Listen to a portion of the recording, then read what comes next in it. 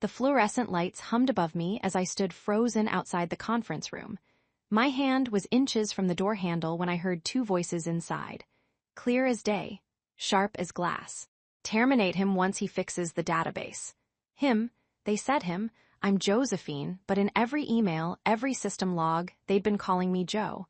For 6 months, I'd been just initials and a ticket number to them. My stomach dropped. They were talking about me. Welcome to Payback Office Channel, where we share real stories of workplace injustice and the moments people decide they've had enough. These aren't fairy tales. They're the experiences that remind us why integrity matters and why silence isn't always golden.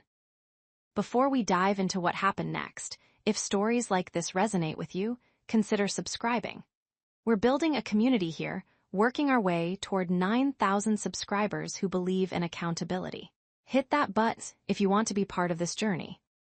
My name is Josephine Caro. At the time, I was a senior database architect at a mid-sized tech firm in Denver. I came from a family that taught me the value of $1 and the importance of treating people right, no matter their title. That upbringing gave me something money can't buy: the ability to see people, really see them, and understand what they're going through. I never forgot where I came from, and I never will. Now, let me take you back to that hallway. The voices belonged to Andrew Hollies, our chief technology officer, and a man I didn't recognize. Their tone was casual, like they were discussing lunch orders, not someone's livelihood. The contractor's almost done, Andrew said. Once the migration's complete, cut him loose. We don't need to keep paying that rate. Contractor. I'd been hired as a contractor 6 months ago with promises of full-time conversion. That promise had kept me working 70-hour weeks, skipping my son Thompson's baseball games, missing dinners with Tom. All for a job that was already planning my exit. I stepped back from the door as quietly as I could. My heart hammered against my ribs. The database project they mentioned, that was the monster I'd been wrestling with for 5 months. A complete overhaul of their client management system. Thousands of records, integration with 3 separate platforms, security protocols that had to be airtight. I'd built it from scratch because their previous system was held together with digital duct tape and prayers. The recognition hit me like cold water. They needed me to finish, to make sure everything worked, to train absolutely no one apparently, and then disappear. Clean, simple, cheap. I walked back to my desk in the far corner of the IT department.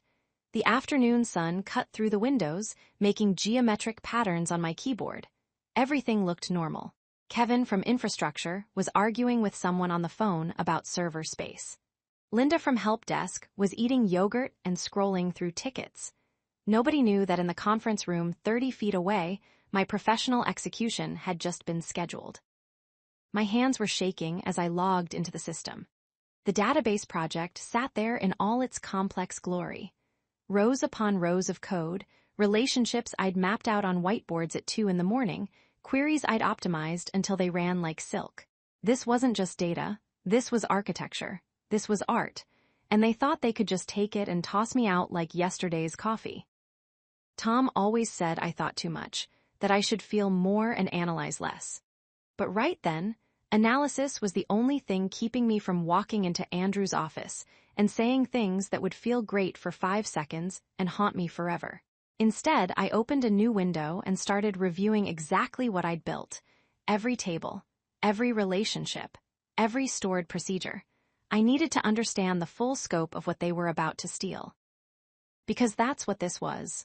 Theft. Not of code, they'd own that contractually, but of trust, of promises made. Of the understanding that when you do good work, that work is valued beyond its immediate utility. Thompson had asked me last week why I was always tired. He's 16, old enough to notice when his mom is running on fumes and coffee. I'd told him it was temporary, that things would get better once this project wrapped up. I'd believed it. I'd actually believed that finishing strong would lead to something good. The database was 93% complete. I had maybe 2 weeks of work left, debugging, testing, making sure the migration didn't lose a single record. Then training, documentation handoff. That was the plan, their plan. I opened my contract buried in my personal files. The terms were clear enough. Work product belonged to the company. Standard. But there was something else, a clause about proprietary methods and independent development. Language that protected techniques and approaches I developed outside of their specific project. My lawyer friend Amy had looked it over before I signed and said it was actually pretty balanced. Unusual for a contractor agreement. An idea started forming. Dangerous, possibly stupid, definitely risky. What if I finished the database exactly as promised, but what if I also built something else? A parallel system, using my own methods, my own architecture, designed for the same purpose but constructed differently enough to be clearly independent work. They'd get what they paid for. I'd leave with something they never owned. The next 2 weeks would determine everything. That night, I sat across from Tom at the dinner table while Thompson reheated pizza in the microwave. The kitchen still smelled like the garlic bread we'd had earlier. Tom was telling me about his day managing the hardware store, some issue with a shipment of power tools. I was nodding, making the right sounds, but my brain was elsewhere. "You're plotting something," Tom said, mid-sentence about cordless drills. He knew me too well. 20 years of marriage does that. "I can see it in your face. That's your scheme face." Thompson brought his plate over. "Mom has a scheme face." "Your mother has several faces," Tom said, smiling. "There's the disappointed face, which you know well, the patient face, which she uses on customers, and the scheme face, which means someone's about to have a very bad day." I couldn't help but laugh. "I don't have a scheme face." "You absolutely do," Thompson said, studying me. "Your left eyebrow goes up a little and you do this thing with your mouth." "What thing?" "Like you're chewing on an idea," Tom said. They weren't wrong. I was chewing on an idea that could either be brilliant or catastrophic. I told them about the hallway conversation. Not the technical details, they didn't need those, but the core betrayal. The plan to use me and discard me. Tom's smile disappeared. "After everything you've put into that place." It wasn't a question, it was anger, quiet and serious.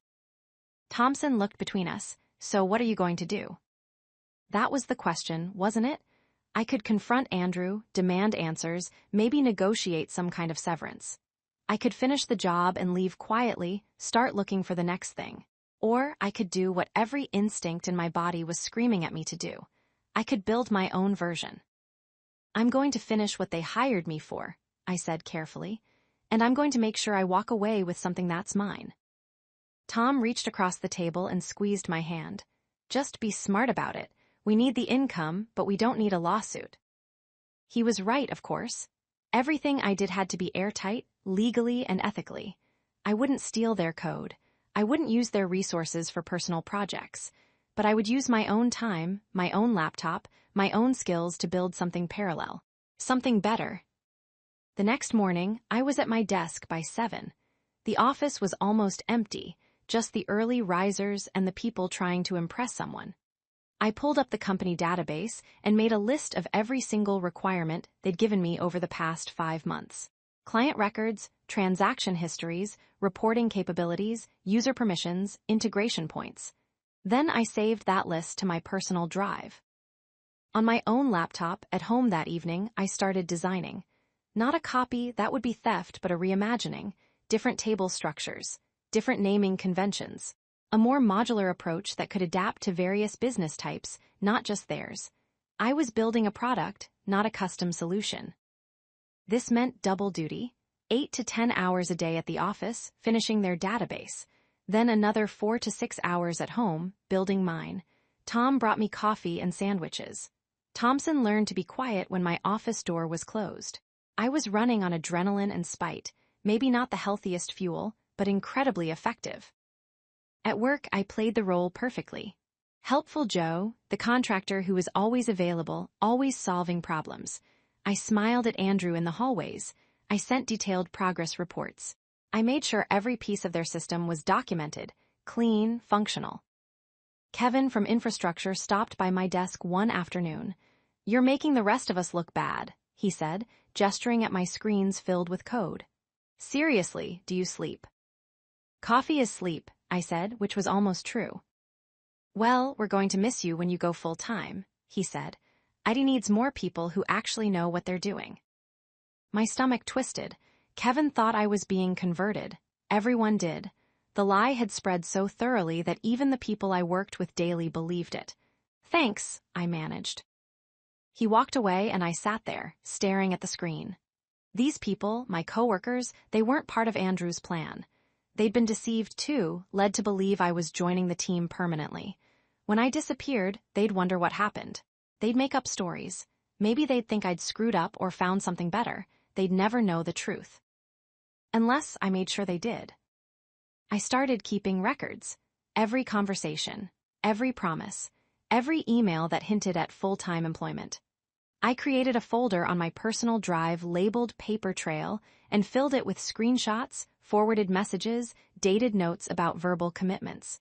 If this went wrong, I wanted proof. If it went right, I wanted insurance. The database project hit 97% completion. I could taste the finish line. Their system was beautiful, if I'm being objective. Clean queries, intuitive interface, security that would take a dedicated hacker weeks to crack. I'd built them exactly what they needed and more. They were getting a bargain at my contractor rate, even if they were too short-sighted to see it. My parallel project was coming along differently. Where their system was tailored and specific, mine was flexible and scalable. I designed it to work for consulting firms, legal offices, medical practices, anyone who needed robust client management with serious data integrity. This wasn't just spite anymore. This was opportunity. One evening, while I was deep in code at home, Thompson knocked on my office door. "Mom, you okay?" I blinked at him, trying to resurface from the logic loops I'd been building. "Yeah, sweetheart, what's up?" "You've been in here for 6 hours. He held up a plate. "Dad said to bring you actual food, not just coffee." The plate had a turkey sandwich, apple slices, some chips. Real food felt like a foreign concept. "Thanks, buddy. I'm sorry I've been so absent." He shrugged, that teenager way of pretending things don't matter when they do. "Dad explained it. Your workplace is being trashy, so you're building something better." That's one way to put it. He also said you're doing it the right way, which is harder but matters more. Thompson sat down in the chair across from my desk. "Is that true?" I set down my coffee. "Yes, it would be easier to just sabotage what they have or take what I've already built. But that's not who I am. So I'm doing it the hard way, building something new that's completely mine. It takes longer, and I'm exhausted, but I'll be able to look at myself in the mirror when it's done." "Cool," he said, then after a pause, "I think that's really cool, Mom." Those words fueled the next 72 hours. I finished the company database on a Wednesday morning. Every test passed. Every requirement met. I ran the final migration during off-peak hours, moving all their legacy data into the new system without a single error. It was 3 a.m. when the progress bar hit 100%. I sat back in my chair, in the empty office, and felt absolutely nothing. No pride, no relief, just the hollow knowledge that I'd done exceptional work for people who valued me at exactly 0. I wrote the documentation. 73 pages of clear, detailed instructions on how to maintain, update, and optimize the system.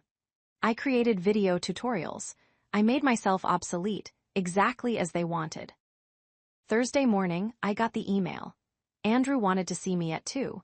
No context, just a calendar invitation titled Check-in. This was it, the termination meeting. They had what they needed, so now came the disposal.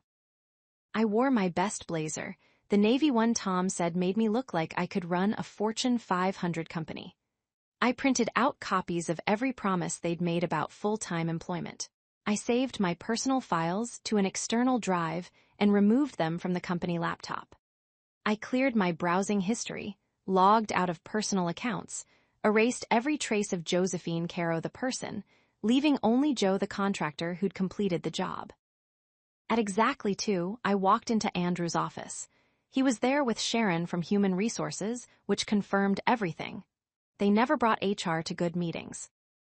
"Joe, thanks for coming," Andrew said, gesturing to a chair. He didn't look uncomfortable. He looked efficient. "I wanted to touch base now that the database project is wrapped up." "It went live this morning," I said. "No issues. Full documentation is in the shared drive." Yes, we saw. Excellent work, really top tier. He glanced at Sharon, some silent communication.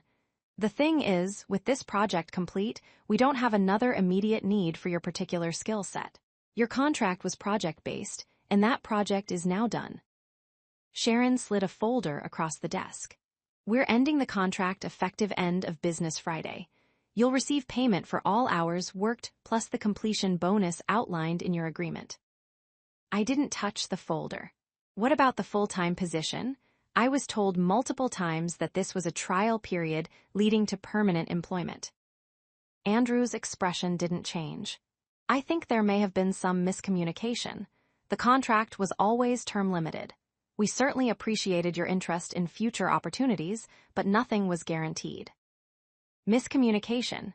That was the word he chose, as if 6 months of explicit promises were just some unfortunate confusion. I have emails, I said quietly. I'm sure we had conversations about possibilities, Andrew said. But contract terms are what they are. We've fulfilled our obligations, and we expect you'll fulfill yours by ensuring a smooth transition. There it was, the implicit threat. Play nice or the completion bonus disappears. Maybe the reference, too. They had me in a corner, or so they thought. I looked at Sharon, who had the decency to look slightly uncomfortable, then back at Andrew with his practiced corporate neutrality. I'll be here through Friday, I said, available for any questions about the system. Perfect, Andrew said, standing up. Meeting over, I was dismissed. I walked back to my desk feeling everyone's eyes on me, even though most people weren't paying attention. Kevin was on a call. Linda was eating carrots and typing. Normal day for them. End of the world for me, except it wasn't. Not really. Because they didn't know about the system on my personal servers. The one I'd finished at 4 this morning, right after their database went live. The one that did everything theirs did, but better, more flexible, ready to be deployed for any client in any industry with minimal customization. I spent Thursday afternoon answering questions nobody asked. The system was so well documented that the internal IT team didn't need me, but I sat at my desk, available, compliant. I watched Andrew walk by twice, probably making sure I wasn't sabotaging anything. As if I would, as if I needed to. Friday morning, I brought donuts for the IT department. A goodbye gesture that seemed normal, expected. Kevin made a speech about how much they'd enjoyed working with me. Linda hugged me. A few other people I'd helped over the months stopped by to say thanks and good luck. They still didn't know why I was leaving. They thought it was just the end of a contract, natural and planned. I thought about telling them, opening my mouth and explaining exactly what Andrew had done, how he'd lied for 6 months, used me completely, and was tossing me aside. But what would that accomplish? They'd feel awkward. Maybe some would be angry on my behalf. Nothing would change. Andrew would spin it, and I'd look bitter. So I smiled and thanked everyone and packed up my desk. I didn't have much. A coffee mug Thompson had given me, a photo of the family, some pens. The company laptop stayed, wiped clean. The access badge went to Sharon. By 3 that afternoon, I was walking out of the building for the last time. Tom picked me up. He took one look at my face and said, "Ice cream or whiskey?" "Both," I said, "separately, not mixed."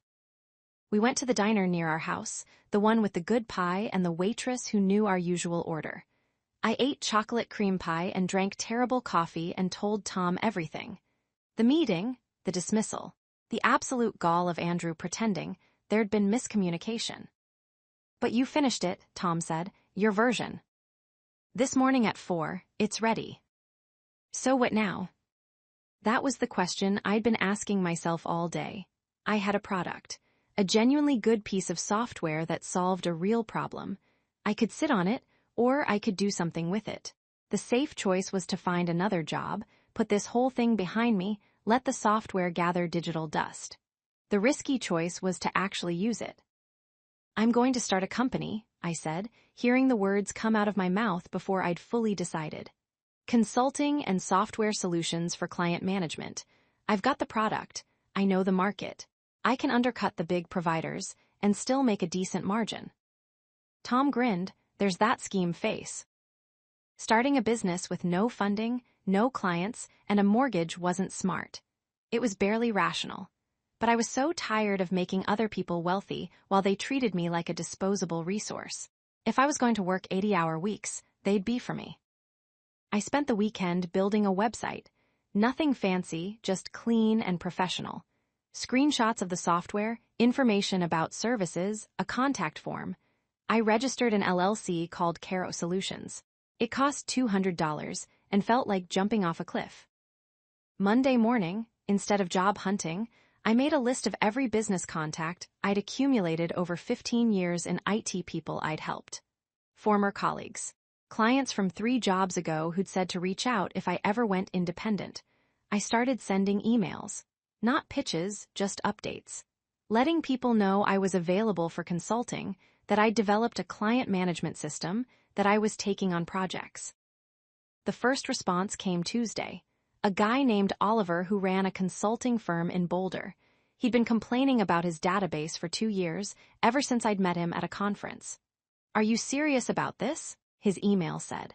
"Because I need someone yesterday." We met for coffee.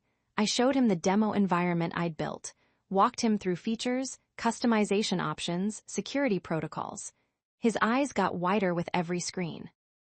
"How much?" he asked. I'd spent Sunday night researching pricing. The big enterprise solutions cost tens of thousands, sometimes hundreds of thousands. I needed to be competitive but not so cheap I looked suspicious.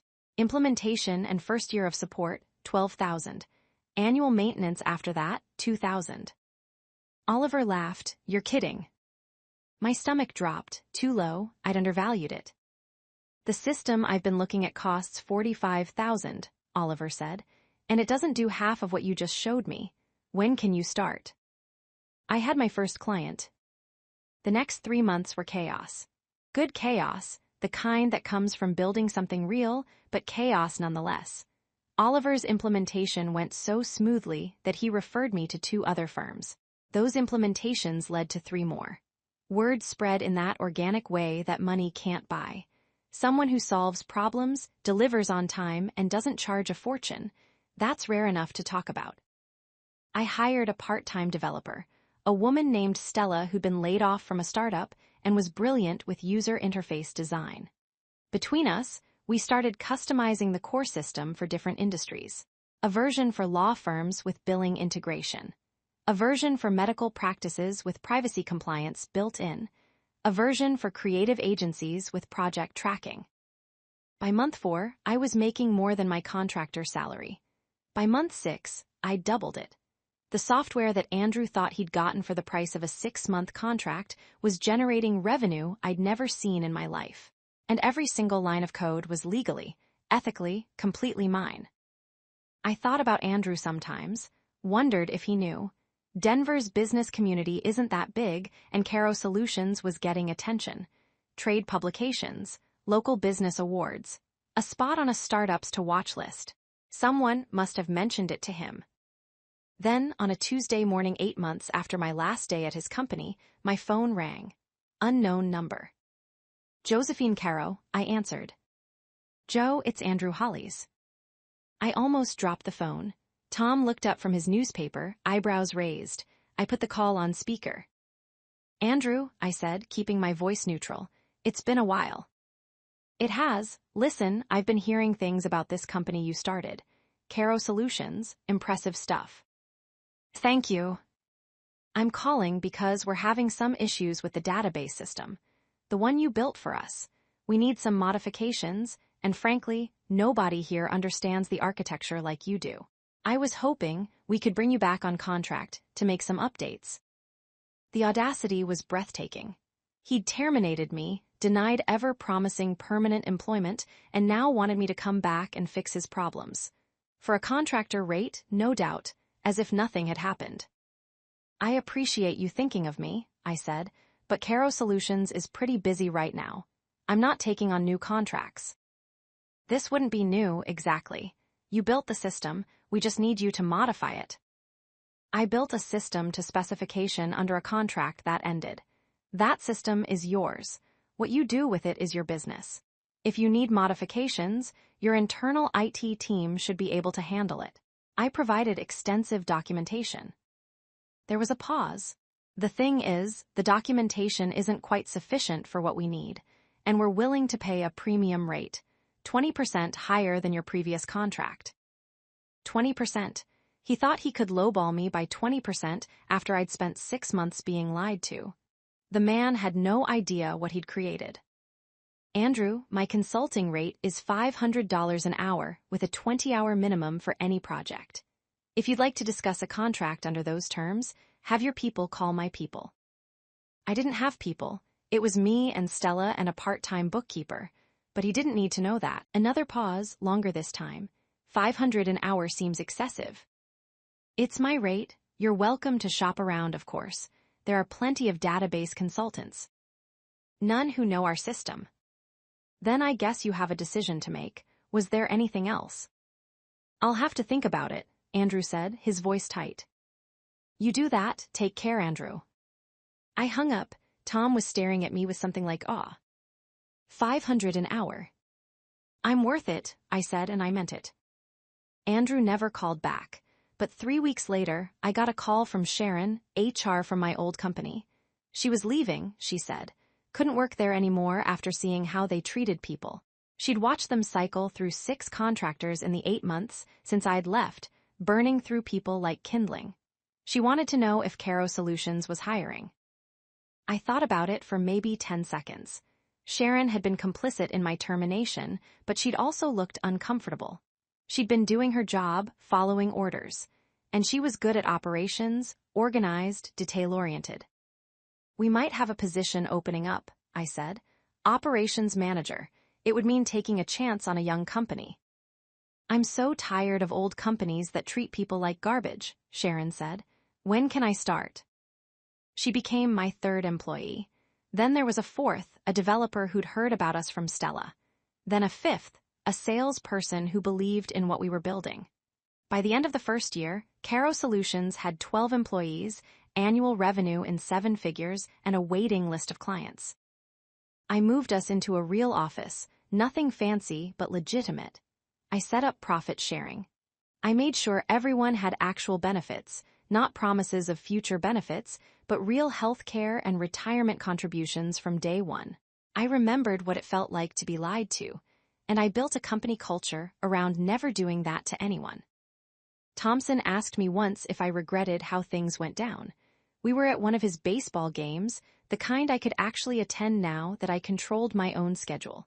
Tom was buying hot dogs. The sun was setting over the field, in that particular Colorado way that makes everything look painted. Do you wish you'd confronted him? Thompson said. Like, dramatically called him out. I thought about it. The fantasy version where I'd walked into Andrew's office, presented all my evidence, made him squirm. It would have felt great for a moment. Then it would have been over, and I'd have had nothing but righteousness and unemployment. No, I said, because confronting him would have been about him. What I did was about me. I built something that didn't need him, didn't need his approval or his company or his lies. That's better than any speech I could have given. That's very mature and well-adjusted, Thompson said. Are you mocking me? Little bit, he grinned, but I get it. You won by not playing his game. He was right. Andrew's game was corporate hierarchy, contracts designed to favor the company, promises that evaporated when convenient. I couldn't win that game because the rules were written against me, so I changed games entirely. Year 2 of Caro Solutions brought challenges I hadn't anticipated. Scaling issues, hiring mistakes. A client who tried to stiff us on payment and had to be taken to small claims court, which we won. Growing a business is nothing like the fantasy.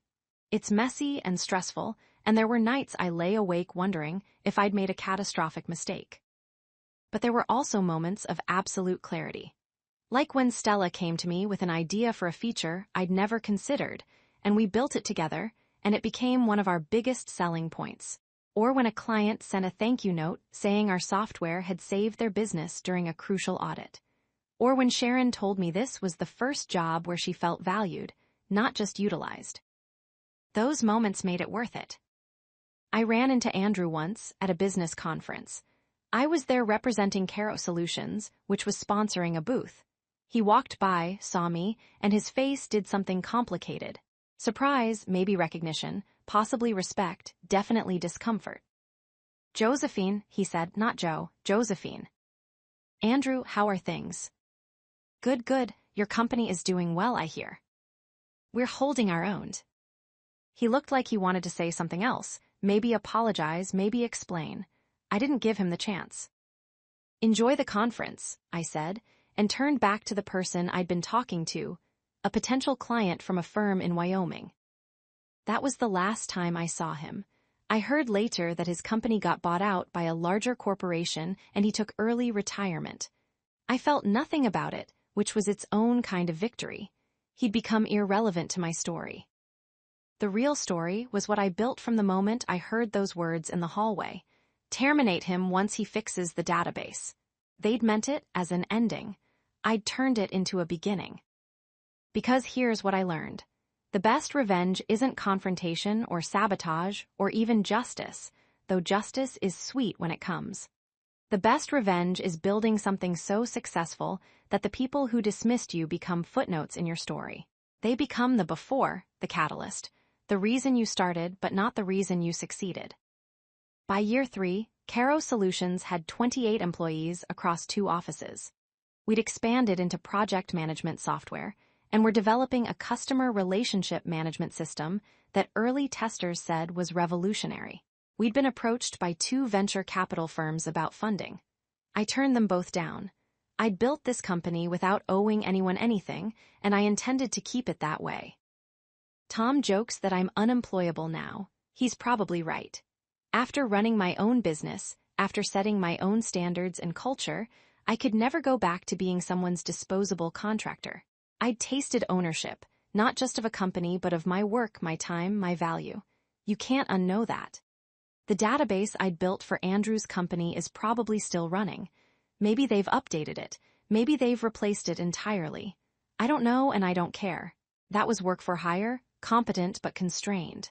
What I built for myself, for my clients, for my team, that's legacy work. That's the stuff that matters. Sometimes people ask me how I had the courage to start a business instead of just finding another job. They frame it as bravery, but that's not quite right. It wasn't courage. It was anger, initially. Then it was pride. Then it was momentum. By the time I might have been scared, I was too busy to feel fear. And I had something they didn't have. A finished product on day 1. I didn't have to build the software while also building the business. I'd done that already, in stolen hours and exhausted nights, fueled by spite and coffee. When I launched Caro Solutions, the hard part was already done. Everything else was just sales and service, and I knew how to do both. Would I recommend this path to everyone who gets screwed over at work? Absolutely not. Most people should document everything, file complaints with labor boards, pursue legal remedies. Most people should take the severance and find something better and move on with their lives. But if you have a skill that's genuinely valuable, if you have a product or service that solves a real problem, if you have enough savings to survive a few months of uncertainty, and if you have the kind of spite that converts to fuel instead of poison, then maybe you build something they can't take from you. Year 5 of Caro Solutions marked a turning point. We'd become established enough that the risks felt manageable. I hired a CEO, a guy named Walter who had 20 years of experience scaling tech companies. That raised eyebrows, but I'd learned something crucial. Just because you can build something doesn't mean you're the best person to manage it at every stage. I moved myself to Chief Technology Officer, the role I actually wanted, and let him handle the parts of the business that drained me. Thompson graduated high school that year and headed to college for computer science. At his graduation party, he gave a speech thanking Tom for stability and thanking me for showing him that when life tries to knock you down, you build something taller than the thing that hit you. We'd made it, not just the company, but our family. The hallway conversation that started everything felt like ancient history. I'd been so focused on moving forward that I rarely looked back. But sometimes, late at night, I'd remember that moment of standing frozen outside the conference room. The shock, the betrayal, and I realized something strange. I was grateful in a twisted way for what Andrew did. Not because it was right, but because it shoved me off a cliff and I learned I could fly. Year 7 brought an unexpected opportunity.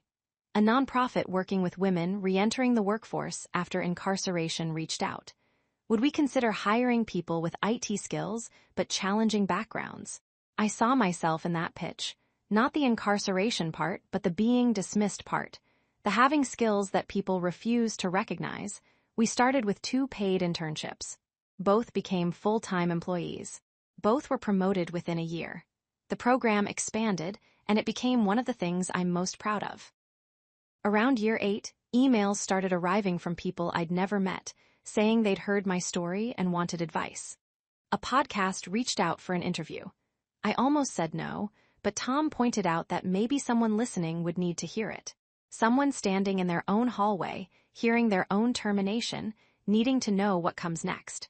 The response was overwhelming. Hundreds of messages from people sharing their own experiences. One email stood out. A guy named Philip had overheard a similar conversation about his own termination. He wrote, "I'm not brave enough to start a company, but I am smart enough to start looking for a new job before they can fire me.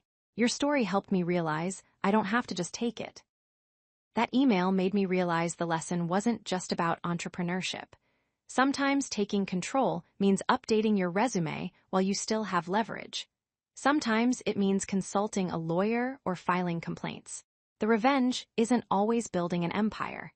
Sometimes the revenge is just refusing to be a victim. I started speaking at conferences and eventually wrote a book. It took 2 years and featured stories from dozens of people who'd been mistreated at work and turned it into something else. The common thread was agency. Every person who came out stronger had made a choice to act rather than just react. Thompson graduated college and took a job at a startup in Austin, building his own path instead of joining Caro Solutions. I was proud of him for that. Tom retired from the hardware store and finally had time for the things he'd been putting off. Our lives settled into something I never expected, contentment built on our own terms. Caro Solutions at year 12 employed over 100 people across 4 cities. Our software was used by more than 2,000 businesses. We'd been profitable every year without ever taking outside funding. It was still mine, built from that moment of betrayal in a hallway in Denver. People sometimes ask if I've forgiven Andrew. I rarely think about him. He was a catalyst, not a continuing presence. What I haven't forgiven is the system that made what he did normal. The contractor loopholes, the power imbalances, the casual cruelty of corporate efficiency. That anger is still useful. It fuels how I run my company and informs the advice I give to others.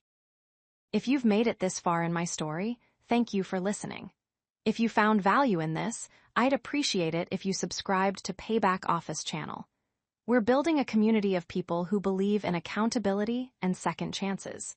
We're working our way toward 9,000 subscribers, and your support helps us reach more people who need these stories. Take your time, document everything, know your rights, build your plan, then execute it with everything you have. Not because you're trying to prove something to the people who dismissed you, but because you're finally proving something to yourself.